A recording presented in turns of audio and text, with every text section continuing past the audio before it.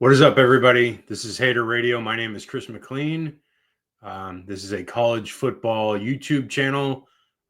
We focus on major college football and four teams specifically: Florida Gators, USF Bulls in Tampa, UCLA Bruins, and today we're going to talk about the USC Trojans. So we're going to do the season preview for USC today. I got the lights on. You know what that means.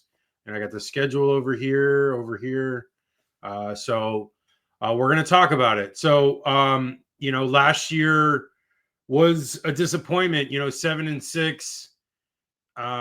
They thought that we're going to do a lot better. They thought that, moving in the Big Ten, they could show off, how good they were, on offense and be able to dominate some of these Big Ten defenses. But that wasn't the case. Last year with Miller Moss, he struggled immensely in some of those big time games. The Michigan game specifically, I can remember where they probably should have won that game. And that also was a bigger trend for that season last year, was the fact that USC had leads, I think, in every single one of these games into the fourth quarter. I can't remember for sure. I don't know the exact number, but there was, it seemed like almost every game that they lost, they still had a lead in the fourth quarter. The Penn State game I went to myself, they were better than Penn State that day. They should have beat them. I don't know how Penn State got back in that game and then won in overtime somehow. The Washington game was a bit of a mess. It was all over the place. The Notre Dame game, finally, Jaden Mayava took over, but Jaden, was still working some things out. Had like 2 pick sixes at the end that really kind of frustrated everyone. I will say, even though it was not a success record-wise, I feel like they finally turned the page on defense, where it's been a struggle for a very long time, even into the Clay Helton days. Lincoln Riley had brought on Alex Grinch to be the defensive coordinator from Oklahoma, and Alex Grinch struggled, and the defense was terrible for 2 years, and they fired Grinch right in the start of the season in 2023, and they ended up with I think it was 34 points per game that year, and like, you're not going to beat many people, and they didn't. Their record was 8-5, it's terrible because Caleb Williams was coming off of a Heisman winning year, and they should have made the most out of him potentially getting another Heisman, and they didn't. They really struggled on defense, and they struggled to win some of those games in 23. But then, like I said, the improvement onto 24 is where we saw the defense starting to finally turn the corner, where, D'Anton Lynn comes in. He was previously at UCLA, someone that I was aware of because we cover UCLA as well.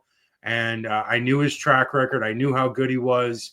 And, USC brought him in across town, and he's done quite well. They went from 34 points per game down to 24 points per game, which is a huge improvement. 10 points difference average is a huge difference from one year to the next. Hopefully they can get that down even further. If they can get that under 20, that's huge for this team, because Lincoln Riley scores a lot of points no matter who is the quarterback.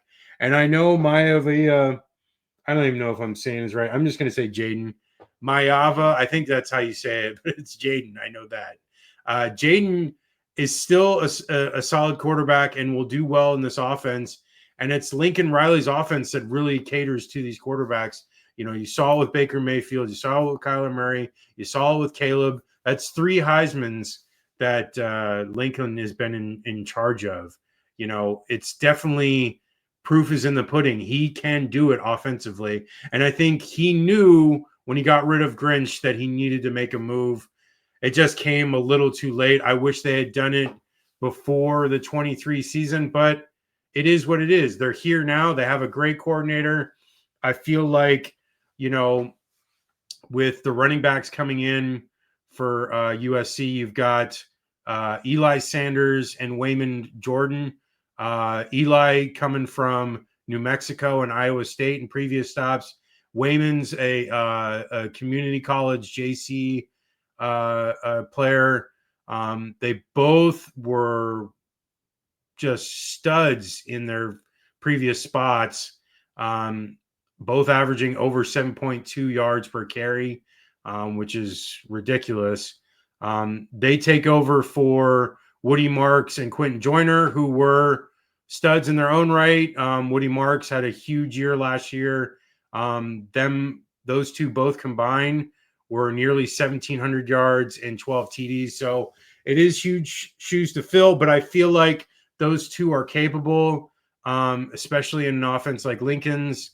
Wide receiver wise, you're going to have two studs coming back, Mekhi Lemon and Jacoby Lane.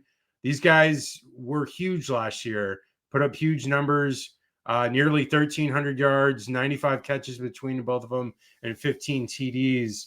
And so you'll see those number one and number two options, if they're there, they're going to make up. They're going to make up a lot of damage out there. They're going to do what's necessary in the offense to really put USC in the forefront here. And the depth is going to be an issue. They lost Deuce Robinson he went to FSU, and Zachariah Branch went to Georgia. I don't know. I mean, I still feel like those two.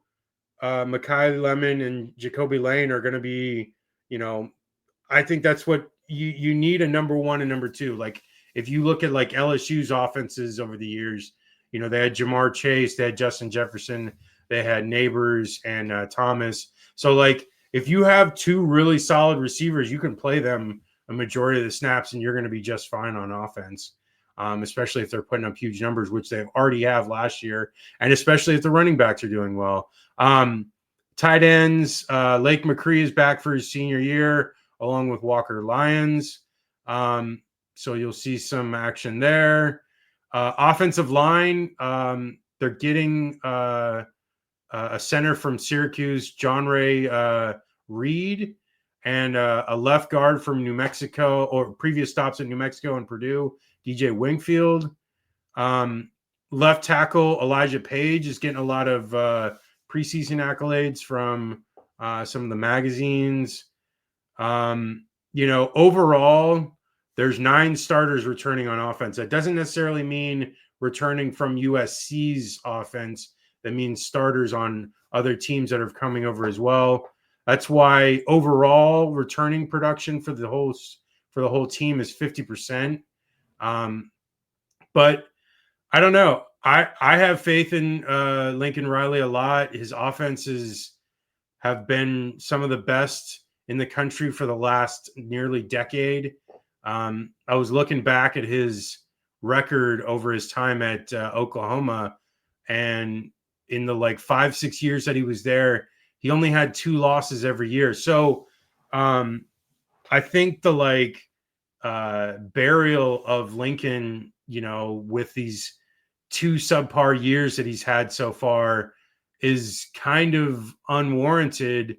I think, with, the fact that USC is in LA and it is in the second largest media market, there's usually a lot of hype coming out of the LA media circle about the team when they're good.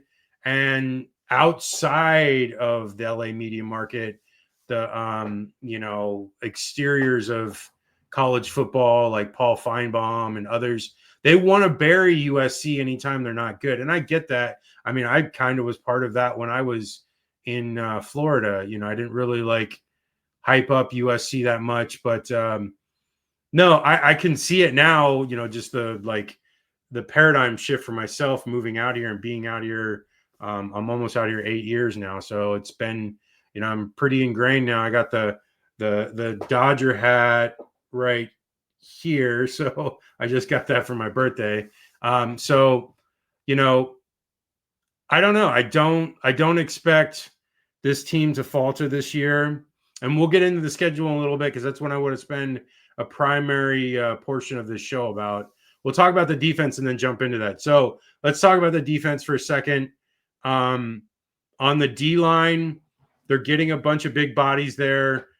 Two SEC players, defensive end Anthony Lucas from Texas A&M, and then you got defensive tackle Jamal Jarrett from Georgia. So, you know, big bodies coming in, gonna make this D line a lot more stringent and a lot more aggressive in their push with the opposing team's offensive lines. You got sophomores Devin Tompkins and Cameron Fountain. They're going to get starting roles potentially heading into this year. You know, the secondary seems to be the biggest concern. They've got Kamari Ramsey returning. He's, the veteran. Looks like he's solidly in there in the starting position. Then you got some other guys coming in you got one from North Carolina State, Bishop Fitzgerald. He's battling Christian Pierce for playing time. The corners are young and pretty inexperienced. DJ Harvey from Virginia Tech and Prophet Brown will battle for the nickel spot. And then also DeCarlos Nicholson you'll look for playing time as well. Linebackers, you got Eric Gentry coming in from Arizona State. Looks to be a stud. He'll lead the linebackers. Desmond Stevens steps into the middle linebacker spot. So I'm not as worried about linebackers. Definitely the secondary is the concern. But there is a lot of youth there. And I think through this camp, I'm hearing reports, from Locked On USC. I can't remember Mark's last name, but Mark, I've been listening to some of his reports, and they seem pretty excited about the defense. It is the second year of D'Anton Lynn's system, so this should see some massive improvements from everyone. It is an aggressive defense. It is a sure tackle defense. They don't miss many tackles in his defense, and that goes a long way to making stops and getting off the field on third downs because for a long time, last couple of years up until last year, the defense was just giving up big plays, not getting off the field, and then just, giving up a ton of touchdowns. And it's like, you cannot win games if you're going to give up like 30 plus points. And they did that 2 years ago. Last year, obviously, we said they did less. And this year, they hope to improve on that. And I think they will. I think this defense is poised to be, really strong this year. And we'll get into it. So that is the breakdown of the team. Like I said, I like Jaden a lot. I feel like Miller, it just didn't work out for whatever reason, in those close games. But I think Jaden might be able to figure this out. But let's go into the season. All right. So we've got the schedule. First two games, real easy. Missouri State, Georgia Southern, home games at the Coliseum. Those should be wins easily. They should win by 20 plus points in both of those. Look for the defense to be stout in both of those. And, shutouts possible. And that would be great. Not that that shows anything for the rest of the year, but it does make you feel good about everything. Then the first real test at Purdue in Indiana. This Purdue team, I don't know a ton about because I know that they've struggled immensely last year. I mean, the one game that I saw of them last year was they got blown out by Indiana. I don't think they're going to be that good this year either. So I feel like Purdue, USC Purdue, this should be a game that USC easily wins and, maybe by 2 scores. So then now they're 3-0. Okay. Michigan State at home, a little bit tougher. I like the coach there. He was previously at Oregon State. I can't remember his name offhand, but Michigan State, they're trying to turn things around. it's a home game at the Coliseum. I feel like USC should win this one. It might be close, maybe like a 7 to 10 point victory, and maybe even one where they score late to put it into double score or 2 scores. So now we're getting into the meat of the schedule, because the next couple weeks on the schedule, it is Illinois on the road, bye week, Michigan at Notre Dame, bye week at Nebraska. That is a tough stretch. I'm not going to lie. Like, I've never been the biggest fan of Big Ten teams over the years, but I will respect this schedule because, Illinois is a projected playoff team right now. It's a sleeper, a dark horse for it. So, Altmaier is a good coach, good quarterback. And then Brent Bielema, he's been really solid, at Wisconsin, struggled at Arkansas, but now has really resurrected Illinois here. And I feel like, this is going to be USC's biggest test to start the year. I don't know if they get the win here. This is going to be a tough one. Illinois' defense has been strong the last couple of years. So, I know that they might be able to score. I think, USC probably scores like at least 24 here. But I don't know if that's going to be enough, because Illinois is going to score at least 20. So I'm going to say a loss. And I know that probably stings and a lot of people don't want to hear that, but that's the reality. I feel like a loss here is probably likely at this juncture. They got a bye week. They can rest up, get everyone back healthy. Then they got Michigan at the Coliseum, welcoming the 2023 champion, who, with their, phenom Bryce Underwood, looking to, make a name for themselves in this early start of the year. I know they have Oklahoma earlier in the year, so depending on that, they may have a loss or two at this point. But I think this game, I think USC gets them. I think the fact that it's a home game helps a ton. I think, they're looking for revenge after last year, after Michigan barely beat them. I think USC gets the better of them here. I like Michigan's defense a lot. I don't know what to make of Michigan's offense yet. They're capable of running the ball. They had like 0 passing game last year. Wide receivers do they have, if any? I know largely last year was a struggle because of their quarterback situation. Does Bryce Underwood get to that point and is throwing well now in 4 or 5 weeks into the season, or 6 weeks into the season? I don't know yet. I don't think so. I think USC takes him here. I think they're going to hold them to 20 points or under. And I think USC scores like 28 to 31. Okay.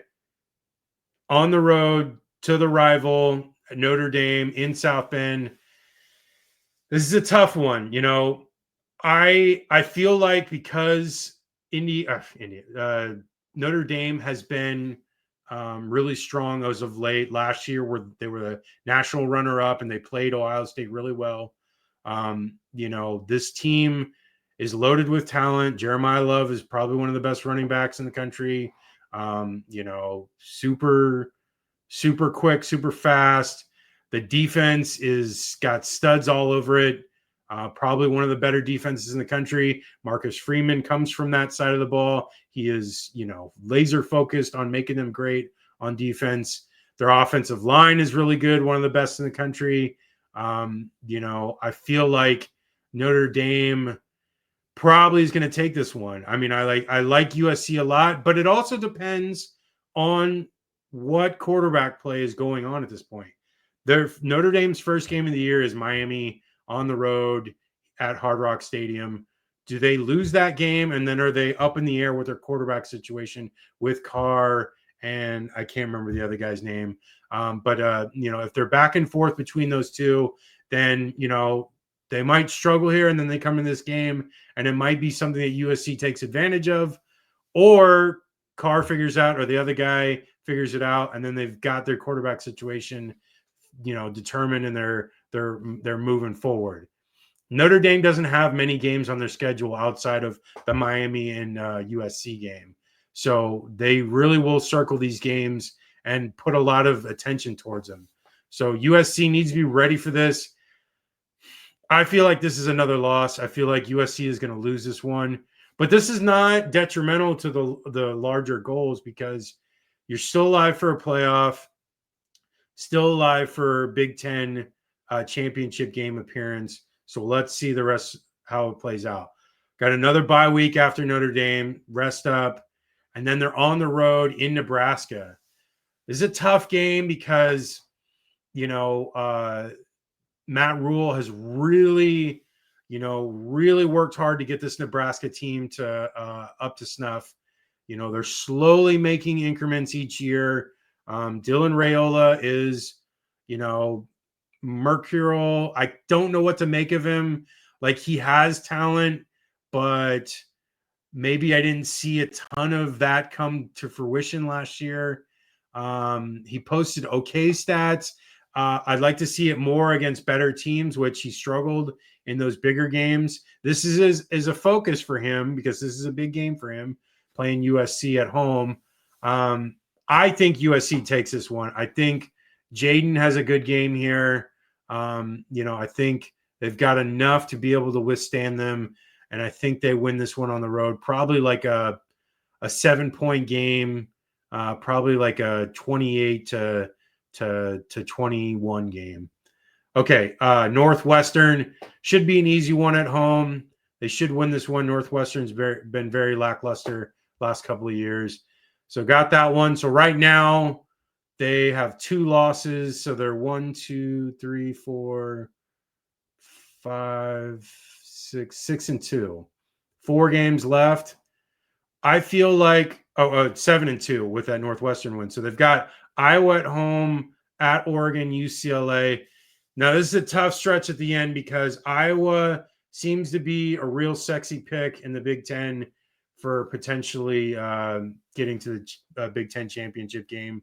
There's some hype about the quarterback they have, can actually throw the forward pass. Ooh, no, but I'm just joking. Their defense has always been strong, and we'll see. I feel like this is a game that USC has to win. I know Iowa is a solid team, but I feel like the defense here can do enough to hold out the Hawkeyes from the end zone, hold them to like 17 points. And I know that USC is going to score more than 17. Even if they only score like 24 or 28, I feel like USC is capable of scoring enough on this Iowa team because I know that Iowa's offense will not score enough. So then we're at 8-2. This would put a huge game on the road in Eugene, Oregon near the end of the year.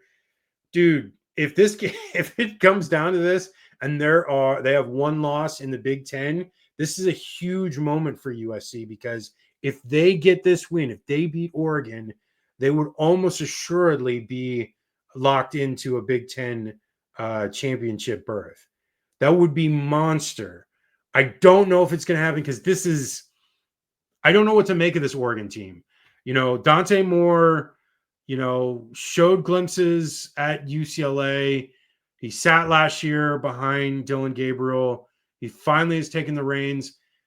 Does, that Oregon offense do what they've done the last several years and put up a ton of points?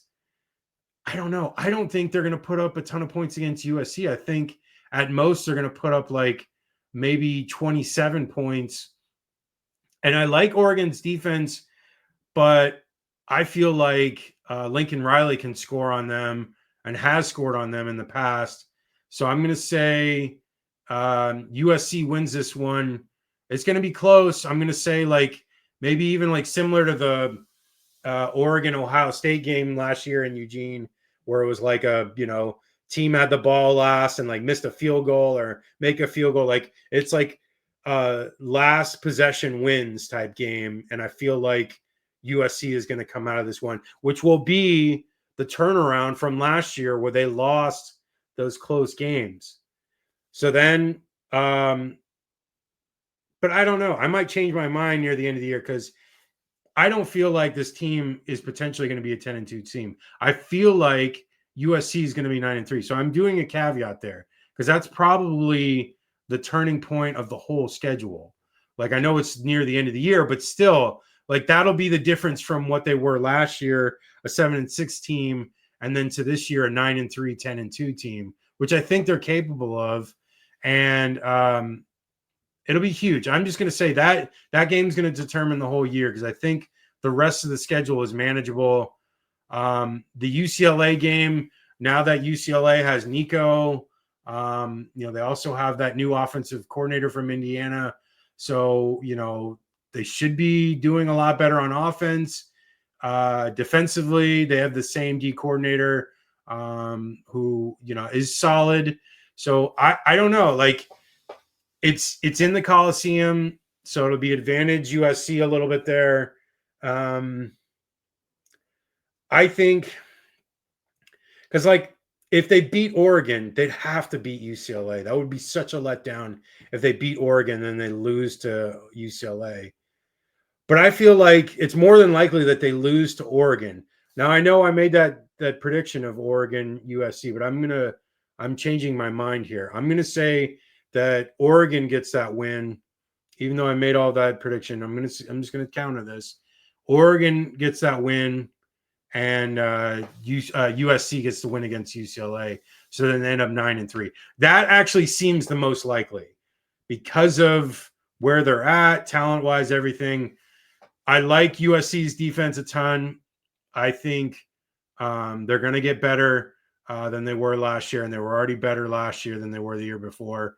I like Lincoln Riley's offense a ton. It's probably one of the best in the country. I think 9-3 is definitely on the table. And if they win that Oregon game, it changes it to 10-2. And because of the Notre Dame loss, it would be, only one loss in the Big Ten. So they likely would go to the Big Ten championship game. So right now with the potential going to the playoff, all of it, like, it is all on the line for them. And I feel like it is, it has to be shown the juxtaposition between last year losing all those close games late, and then hopefully this year changing that narrative and winning those close games late and keeping those leads in the fourth quarter. And I think they can do it. I'm definitely, a believer in a lot of what they have here at USC. A ton of talent, ton of great coaching. They've got the ingredients for a great season. Do they end up putting it together? I think they can. Okay. As far as the rest of the show, I think that's it because we just wanted to break down the schedule, give you a breakdown of what the rosters were.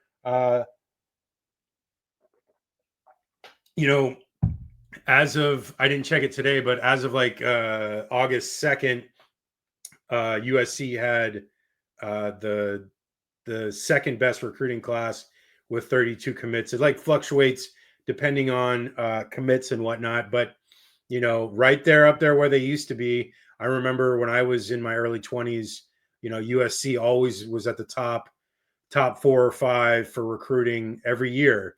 Pete Carroll did that, was huge for them. And if Lincoln Riley can get to that point again, then USC is dangerous again. And I feel like they are. There's a lot to like. They're building those new facilities. LA is a great area to live. I love living here. I've been here 8 years and I'm extremely happy. And, this team got to take advantage of these things, great weather year round. They can practice nonstop. They're getting indoor facilities. This team, it's funny because it's like, it was so bad under Clay Helton, and it was looked like things were just going abysmally, and it was going to crash and burn. And then they get Lincoln Riley in 22, and then boom, easily 11 wins, potential of a playoff team. Caleb wins the Heisman, and it's like, wow, things are different. And then last 2 years, they kind of pooped the bed, and it was 8-5 and 7-6, and it's like, it is what it is. I don't think, that's the trend that's going to continue. Like I said, Lincoln was very successful at Oklahoma. I think he's going to turn it around. And if that's 9-3 or 10-2, I think that's possible this season. So we'll see. But look for our article on haterradio.com. That's from me. That's coming up. It'll be either there tonight, which is Friday, August 15th, or maybe early tomorrow on Saturday. We'll have that throughout the year. Our show is going to be on Wednesdays and Sundays at 5 p.m. Pacific, 8 p.m. Eastern. You can catch us on all the formats, specifically YouTube. That is the number one format that we use. Look for, I don't think anything else. Just look for our socials. Just type in Hater Radio. It'll come right up. We're on all the formats. Ian's on there somewhere. I told him to change his name to his handle to like G5 Gibson to just lean into being the expert on G5. We'll see. But that is the show. I'm excited for USC. I will probably end up going to the Michigan game and then maybe the UCLA game as well this year. I'll try to get to as many games as I can because I'm not going to be able to go across country to Florida as much to go to Florida USF games. So it's a shame, but it is what it is. But I'll make the most of it and go to games out here. If Florida does make the playoff, though, I don't know. I'll try to see if I can make it out. But that is the show. Thank you for watching. Like I said, tune in on Sundays and Wednesdays at 5 p.m. Pacific. All right, take care, y'all.